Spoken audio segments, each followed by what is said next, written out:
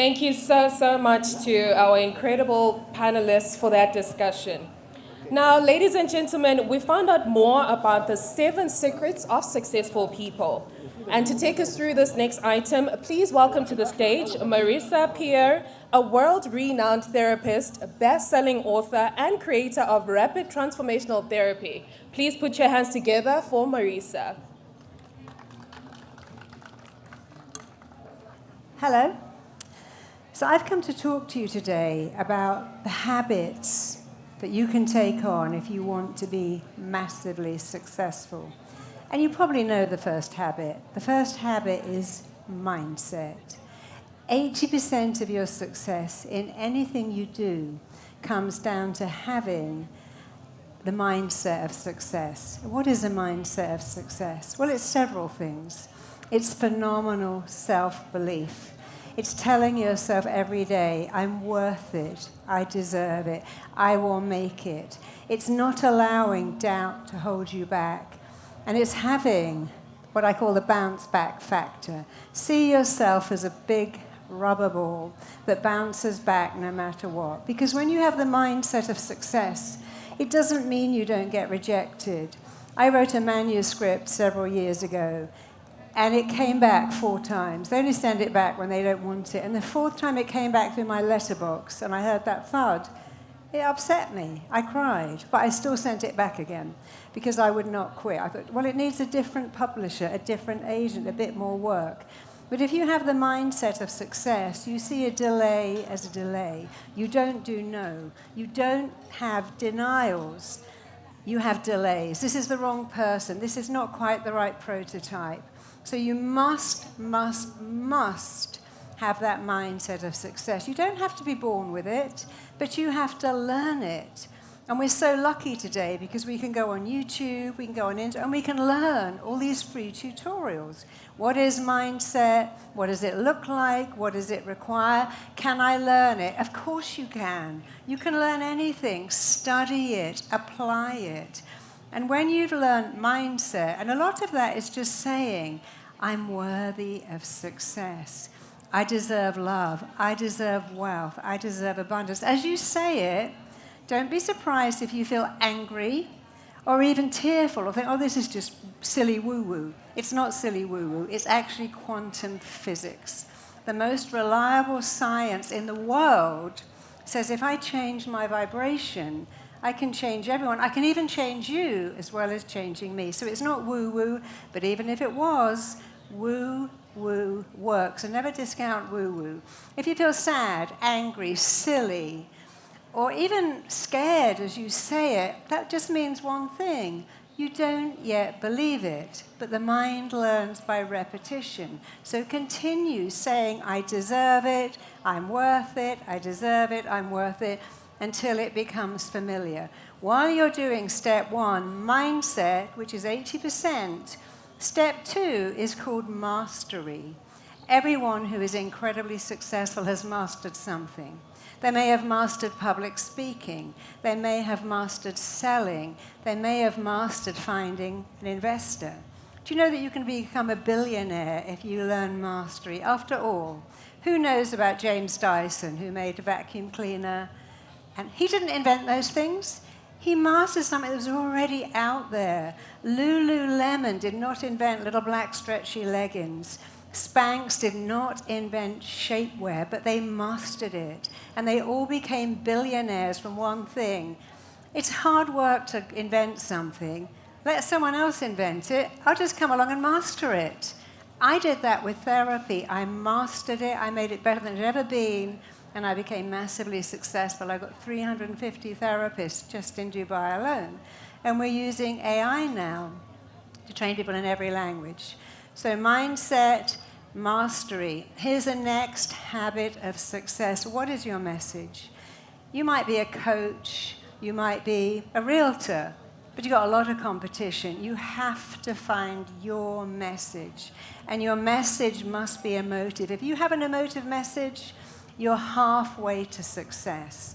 So, and again, if you don't know your message, go on YouTube. Look at other people's message. What works? What's compelling? What's intriguing? And you can do the same thing. And here's another M, marketing. I've trained 19,000 therapists all over, and they all say the same thing. Yeah, but I don't know marketing because I'm a therapist, I'm an empath. Well, that's great. But if no one knows who you are and where you are, that's not enough. So learn marketing. It's not even hard. People have written books, they're given free tutorials. Learn it and apply it. And here's another M, management. How do you manage? People say to me, why do you wear a hat? Because I have something called decision fatigue. I'm putting all my time into making great decisions. I'm not going to do my hair.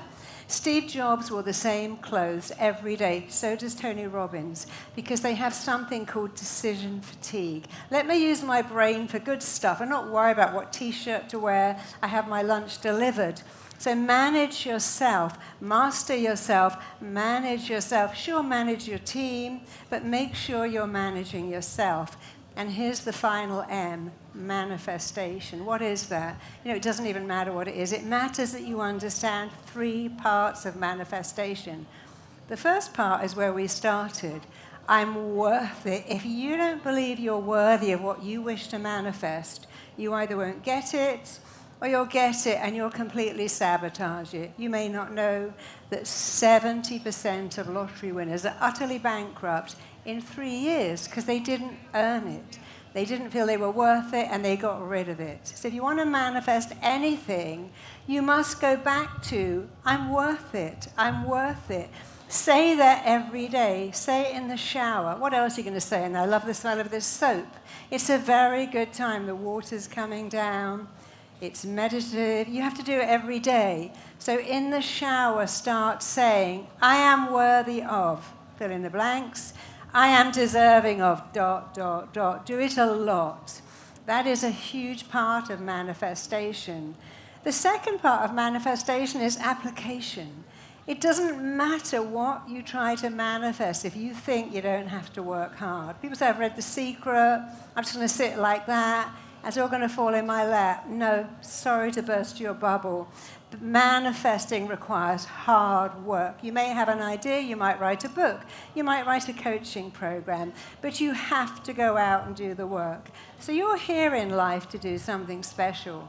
You're here to find your gift. And when you found your gift, and your gift is obviously often linked to what you love to do between the key age of 5 and 15. Whatever you loved is part of your gift. It's part of your unique skill set. But that isn't quite enough. Your gift could be being an artist. But if you don't feel good enough, you don't know how to sell. So when you found your gift, your second step is to perfect your gift. Doesn't matter how good you are, be even better. Master your gift. Perfect your art. And then when you've done that, take it to market. So find your gift. Take some time and think, what does my heart sing? It's very hard to be successful doing what you hate. And it's quite easy when you can say, I do what I love, and I love what I do. I do what I love. I love what I do. I feel like I've never worked a day in my life. So find your gift, but that's not enough. Perfect your gift. Go online. Get some lessons. Learn how to be phenomenal at your gift, and then take your gift to market. But you can't do step 3 if you haven't done step 1. Because when you get to step 3, you go, oh, you know, I've got this book. I've got this program. What if they don't like it?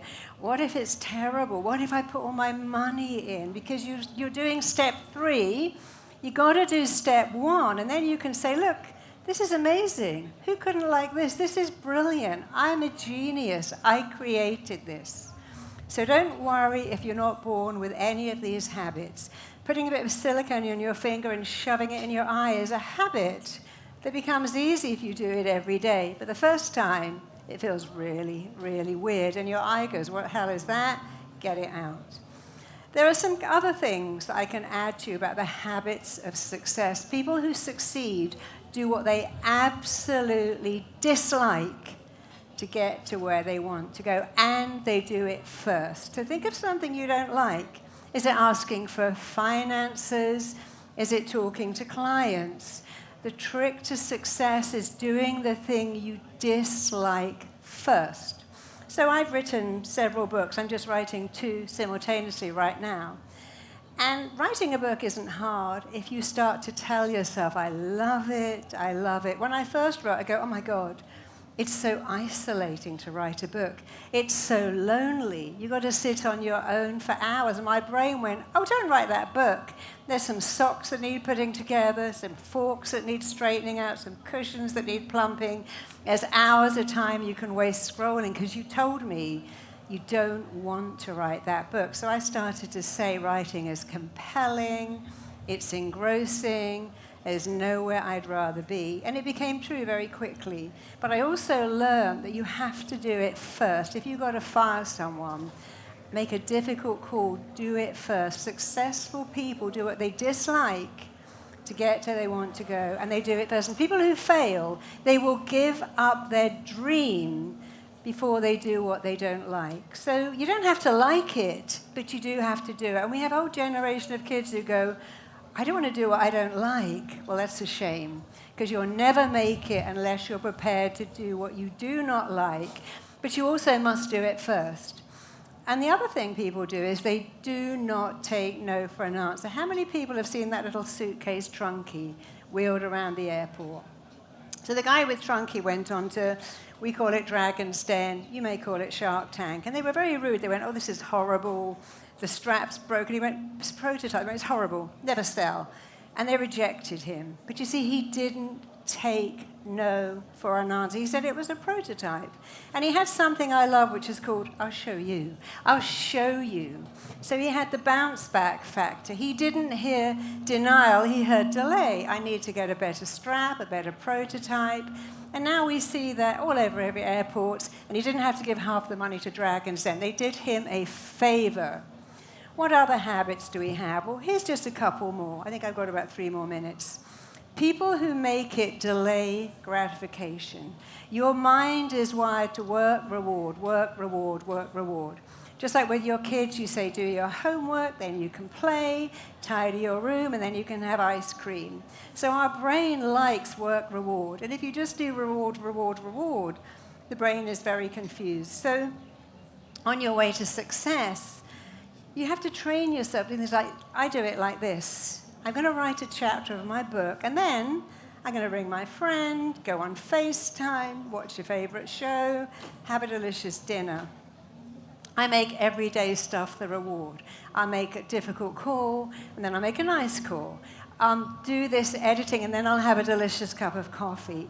As weird as it sounds, if you train your brain to delay gratification, you are moving towards success. And here's one more thing that people do who have made it, and I really recommend you do it. They tell you they're good. They will say, I am the best. I'm the best surgeon, the best chef, the best coach, the best teacher. And imagine if you were taking your kids to a school and they went, oh, we're not the best. I mean, we're all right. Sometimes we have good days and sometimes we have good kids, but we're not great. You go, no, I'm not spending my money here. I want to go to a school that says, this is the best school that gets the best results. I want to go to a doctor who says, I am the best oncologist, the best dermatologist, the best pediatrician. You must not be scared of telling people how good you are, because if you can't tell them, how will they know? And it doesn't make people think you're arrogant. I was flying from LA to London many years ago, and we hit the worst turbulence. And the pilot came on, he went, hi everybody, please don't worry, I happen to be British Airways' best pilot. I do this route every week. It's just a little trip to Disneyland. We're out of it in 10 minutes. We didn't go, I don't like him. He's arrogant, oh, I can relax now. We got the best pilot in front of us. So let me quickly recap. Tell people you are good. Delay gratification. Never take no for an answer. Reframe it to a delay. Do what you do not want to do. Do it first. Get the mindset. Go and buy some books. Find some videos. Learn how to have a mindset of success. Your mind works for you. And if you start to use that mindset, I'm worth it, if you grow phenomenal self-belief, it becomes easy. Master yourself and find a product out that you can master, and you can become a billionaire just from that alone. Find out your message, work on it a lot, get some help, learn marketing, manage yourself, find ways that make success easier, and manifest. But manifest by knowing you're worth it and doing the work. Do what you don't want to do because it will take you to where you want to go. If you want to know more, go to marisapeer.com. We have so much stuff to help you. We're just about to open some walk-in centers here. We're using AI to make our business massive. If you would like some audios on money blocks, wealth blocks, love blocks, whatever blocks you have, they're all there. They're absolutely free. Go to marisapeer.com. Take whatever you want. Thank you so much. You've been amazing. Thank you. Thank you. And again, don't listen to this stuff. Do it. Apply it. It might change your whole life. Thank you so much. Thank you. Oh, thank you so much. I'm honored to be here, by the way. Thank you. Oh, thank you, darling. So lovely.